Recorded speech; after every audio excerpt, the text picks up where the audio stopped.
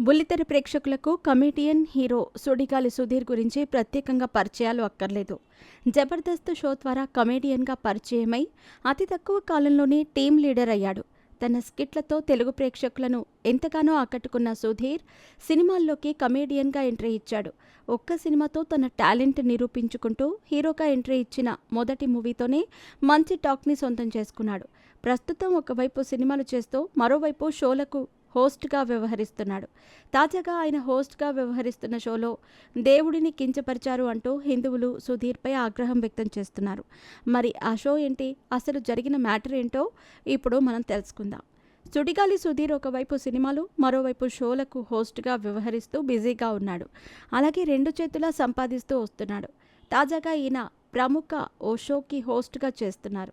ఆ షోలో పాల్గొన్న సుడిగాలి సుధీర్ స్టేజ్ పైకి నందీశ్వరుడి విగ్రహాన్ని తీసుకొచ్చి నందీశ్వరుడి తలపై భాగం నుంచి శివుడిని చూసినట్లుగా సుధీర్ నటి రంభను చూశాడు. వెనకాలే ఉన్న రవి, ఏంటి బాబా స్వామివారు దర్శనం అయ్యారా అనగా, నాకేంటి అమోరు దర్శనం అవుతుంది అంటూ రంభను ఉద్దేశించి సుధీర్ అంటాడు. ఈ వీడియో ఇప్పుడు నెట్టింట వైరల్ కావటంతో నెటిజన్లు సుధీర్పై తీవ్ర ఆగ్రహం వ్యక్తం చేస్తున్నారు. హిందువులు సుధీర్ని కొంచెమైనా బుద్ధి లేదా, దేవుడితో పరాచకాలేంటి అంటూ కామెంట్లతో మండిపడుతున్నారు. మొత్తానికి ఆ వీడియో అయితే ప్రస్తుతం విమర్శలను అందుకుంటుంది.